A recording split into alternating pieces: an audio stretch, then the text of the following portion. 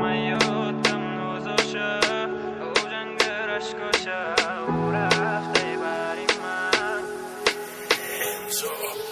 جز غم و اندوه و در دل من جای نیست. درد از در تنی من رایج دوای نیست. خوب گفتم بد بشونید مرا گناهگار دانیست. یار به عشق دیگر است مرا سزاوار نیست. نبودم گر همراه خراب گردد منزلت. عشق تو بگانه است میرش زیاد است در دلت. چی مرا مسکین نداری در دلت. میری یکی چون گدای گشته ای گم که در راهی سفر است.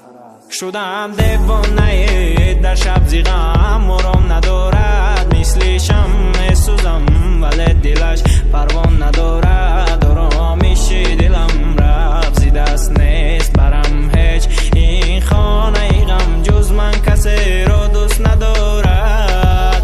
چی مگر تو نبودی آن لیلای عاشق. پاک بر جاستان حرفای من ولی چی سوگی تو نباشی. در قلب من توی یگانه گفته بودم و تو ابد میماند. تو رفتی و این قلبم شکست دیگر مرا آرام نمیماند. یارت منم بدل عشقت ندارد منزل. چون توفانه میوزم در سرای به ساحل. دارم یادش از چون شر یاره به من یار نیست. دلدار است ولیکن لایق دیدار نیست. من یاد کم نوزاشه او جنگرش کشه او رفته بری من.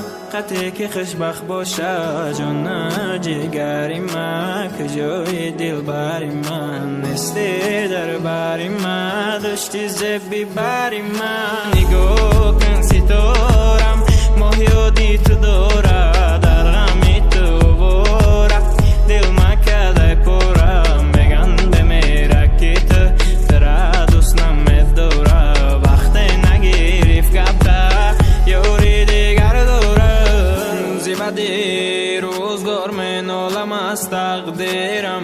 یا حیاتم چونین است یا که خودم بد بینم.